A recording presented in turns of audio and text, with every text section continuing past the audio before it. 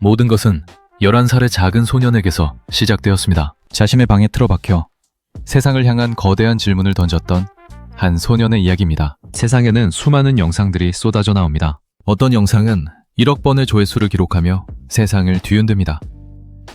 하지만 어떤 영상은 단 100번의 조회수에 그치며 차갑게 잊혀집니다. 소년은 이 잔인하고도 매혹적인 차이가 도대체 어디서 오는지 궁금했습니다. 그것은 단순한 호기심이 아니라 일생을 건 집착의 시작이었습니다. 11살부터 18살이 될 때까지 소년의 삶은 하나의 거대한 실험실이었습니다. 며칠 밤을 새워 뼈를 깎는 고통 속에서 하나의 영상을 만들어냈습니다. 하지만 그 영상을 본 사람은 전 세계를 통틀어 단 2명뿐이었습니다. 숨이 막힐 듯한 좌절감이 밀려왔지만 소년은 결코 멈추지 않았습니다.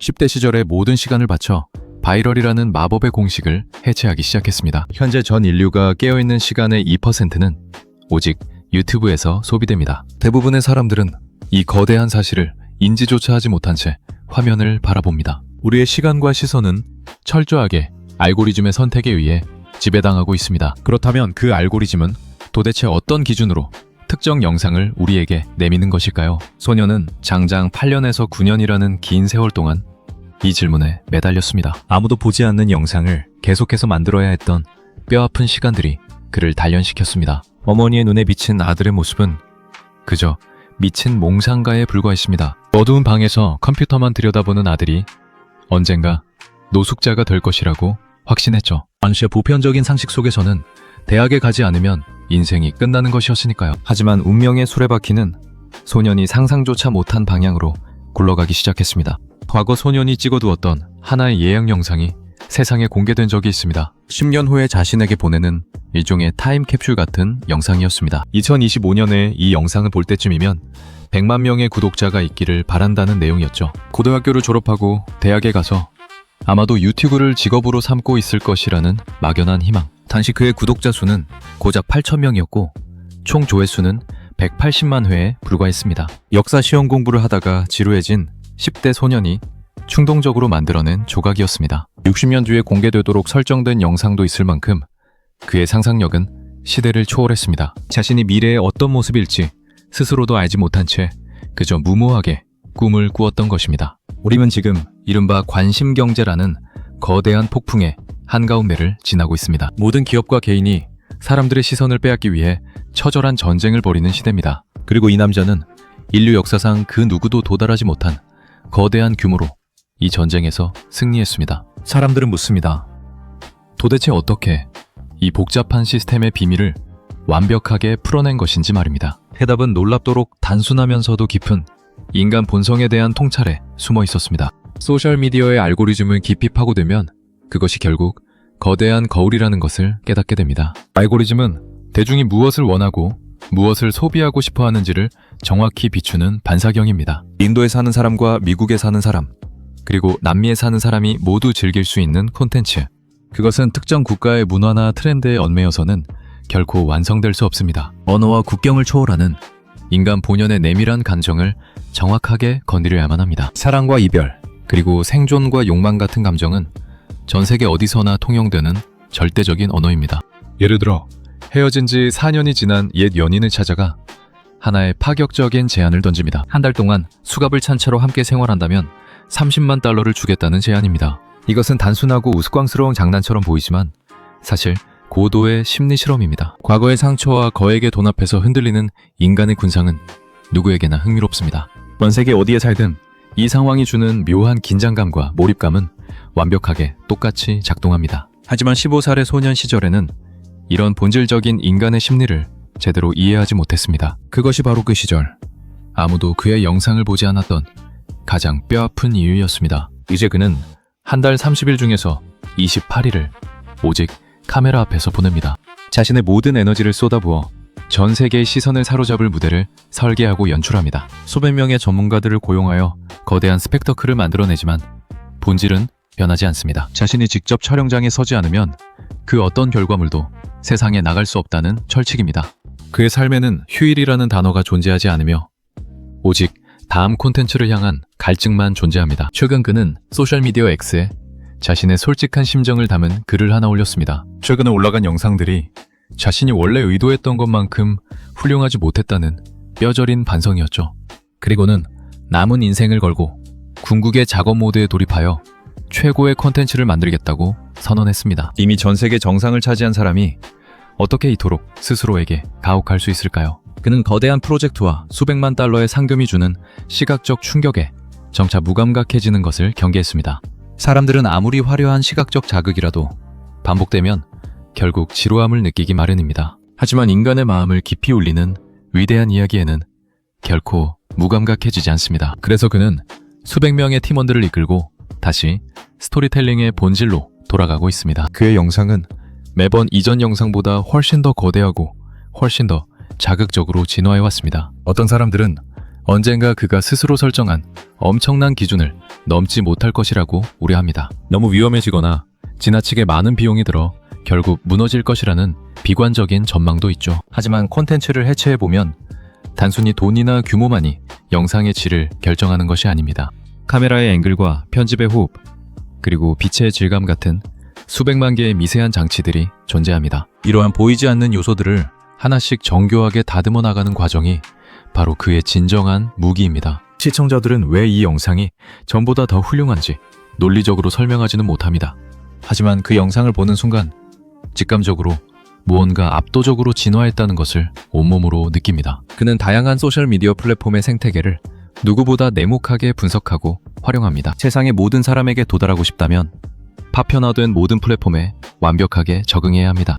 목표가 무엇이냐에 따라 플랫폼을 다루는 방식과 전략은 완전히 달라져야만 하죠. 만약 진정한 의미의 커뮤니티를 구축하고 맹목적인 팬덤을 원한다면 정답은 오직 유튜브뿐입니다. 화장실에 앉아 틱톡을 넘기다 보면 순식간에 200개의 영상을 소비하게 됩니다.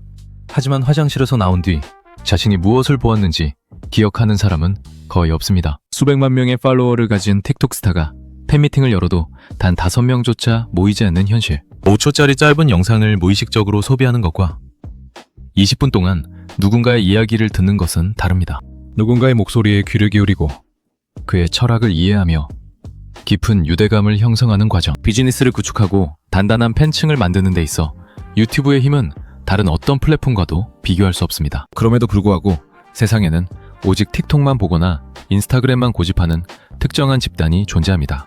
만약 그 플랫폼에 당신의 콘텐츠가 없다면 그들의 세상에서 당신은 아예 존재하지 않는 사람입니다. 그는 이 잔인한 현실을 인정하고 인스타그램과 틱톡에서도 압도적인 1인자가 되기 위해 투쟁합니다. 실제로 그의 틱톡 계정은 현재 전 세계에서 3번째로 많은 팔로워를 거느리고 있습니다. 하지만 만약 누군가 1억 달러어치의 제품을 팔기 위해 단 하나의 플랫폼을 골라야 한다고 묻는다면 그는 1초의 망설임도 없이 유튜브를 선택할 것이라고 단호하게 대답합니다. 그가 이끄는 비스티 인더스트리의 현재 기업 가치는 무려 52억 달러에 육박합니다.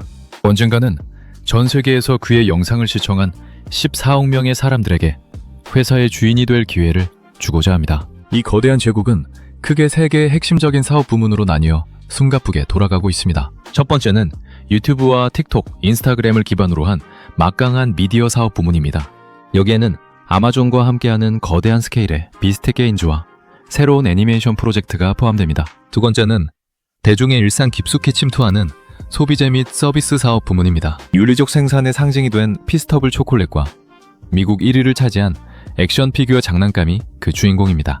여기에 런칠이라는 스낵 브랜드와 비프저키 합작 투자까지 더해져 오프라인 시장을 장악하고 있습니다. 나아가 비스트 모바일이라는 통신회사와 금융 소외계층을 위한 혁신적인 금융 서비스까지 준비 중입니다. 세 번째는 포춘 1000대 기업과 전 세계 크리에이터를 직접 연결하는 글로벌 양면 시장 플랫폼입니다. 광고주들이 인플루언서 경제에 효율적으로 접근할 수 있도록 거대한 생태계를 직접 설계하는 것입니다. 10년 전 골방에서 구독자 100만 명을 간절히 기도했던 소녀는 이제 전 세계 10억 명의 팔로워를 거느리고 있습니다. 그중 70%의 사람들은 북미 대륙이 아닌 전 세계 각지의 다양한 국가에서 그를 지켜보고 있습니다. 처음부터 철저하게 글로벌 미디어 기업으로 설계되었고 이제는 그 거대한 팬덤을 비즈니스로 연결하고 있습니다. 그가 펼치는 수많은 비즈니스 속에는 단순히 돈을 버는 것을 넘어선 거대한 사회적 사명이 숨쉬고 있습니다. 그는 단 한 번도 정치적인 발언이나 편향된 인형 논쟁에 휘말린 적이 없습니다. 그의 유일한 목표는 자신의 영상을 보는 수많은 젊은 세대에게 완벽하게 긍정적인 롤모델이 되는 것입니다. 세상에 해악을 끼치거나 부정적인 영향을 주는 일에는 단 1달러의 가치도 부여하지 않습니다. 그의 이러한 확고한 철학이 가장 극명하게 드러나는 지점이 바로 피스터블 초콜릿 사업입니다. 세상에서 가장 윤리적인 초콜릿 브랜드를 만들겠다는 목표 뒤에는 참혹한 현실에 대한 분노가 있었습니다. 초콜릿의 원료가 되는 카카오 농장에는 무려 150만 명의 어린아이들이 불법 노동에 동원되고 있습니다. 그는 공급업체들에게 돈을 아무리 더 주더라도 아동노동이 개입되지 않은 카카오를 원한다고 말했습니다. 하지만 업계의 반응은 싸늘했고 그것이 초콜릿 시장에 피할 수 없는 현실이라는 대답만 돌아왔습니다. 보통의 기업가라면 여기서 현실과 타협했겠지만 그는 오히려 이 거대한 시스템을 직접 부수기로 결심했습니다. 근본적인 원인은 농장주들의 악독함이 아니라 그들이 하루에 1달러도 벌지 못하는 가난한 현실이었습니다. 가난하기 때문에 어른을 고용할 수 없고 결국 자신의 아이들을 가혹한 노동 현장으로 밀어넣은 것입니다. 그는 이 악순환의 고리를 끊기 위해 농구들에게 물가 상승률을 반영한 생활보장기준 가격을 지불했습니다. 정당한 대가를 지불하는 대신 아이들을 농장에서 빼내어 학교로 보내야 한다는 엄격한 조건을 걸었죠. 하지만 막상 아이들이 농장에서 벗어나도 그들의 마을에는 글을 배울 수 있는 학교조차 없었습니다. 그래서 그는 자신의 막강한 콘텐츠 수익을 활용해 전 세계 낙후된 마을에 직접 학교를 짓기 시작했습니다. 단순히 착한 기업 코스프레를 하는 것이 아니라 시스템의 가장 깊은 뿌리부터 바꿔나가고 있는 것입니다. 불법적인 아동노동을 착취하여 헐값에 카카오를 사들이는 거대 기업들의 위선에 정면으로 맞서고 있습니다. 그는 자신이 지구상의 모든 카카오를 윤리적으로 구매할 수는 없다는 것을 누구보다 잘 알고 있습니다. 하지만 피스터블이 엄청난 수익을 내며 성공하는 모습을 보여준다면 시장의 룰은 반드시 바뀔 것입니다. 자신이 만든 영상을 통해 이 참혹한 현실을 전 세계에 폭로하고 윤리적인 기업들이 박수받는 세상을 만드는 것. 그 거대한 눈덩이 효과가 결국 100만 명이 넘는 아이들을 끔찍한 노동의 굴레에서 해방시킬 것이라고 믿습니다. 세상을 바꾸는 방식에 있어 그는 과거의 위대한 혁신가들의 발자취를 집요하게 연구하고 흡수합니다. 일론 머스크가 보여주는 끝을 알 수 없는 야망과 여러 산업의 경계를 무너뜨리는 파괴적인 도전 정신. 스티브 잡스가 아이폰을 만들 때 보여주었던 완벽한 제품을 향한 광기 어린 집착과 미학적 완성도. 그는 이 위대한 천재들의 조각들을 모아 자신만의 방식으로 콘텐츠와 비즈니스의 결합을 시도합니다. 그렇다면 앞으로 10년 뒤 그가 만들어갈 비스트 인더스트리의 궁극적인 청사진은 과연 무엇일까요? 회사의 최고 경영자인 제프는 이 거대한 제국의 최종 목표를 아주 명확하고 단호하게 정의합니다. 세계에서 가장 강력한 영향력을 행사하는 압도적인 1위의 엔터테인먼트 브랜드가 되는 것입니다. 단순한 오락을 넘어 사람들에게 영감을 불어넣고 삶의 방향을 제시하는 교육적인 가치를 담아내는 것. 친절함과 선행이 전 세계로 바이럴되는 기적 같은 세상을 자신의 손으로 직접 설계하고 증명하는 것. 팬덤의 거대한 에너지를 모아 인류가 직면한 수많은 문제들을 해결하며 세상을 더 나은 곳으로 바꾸는 것. 이야기는 다시 가장 처음으로 돌아가 11살 아들을 지켜보던 어머니의 기억으로 향합니다. 아들이 노숙자가 될 것이라 확신했던 어머니는 아들을 억지로라도 대학에 보내려 했습니다. 가난한 살림에 커뮤니티 칼리지에 등록한 아들은 매일 아침 차를 몰고 학교로 향하는 척을 했습니다.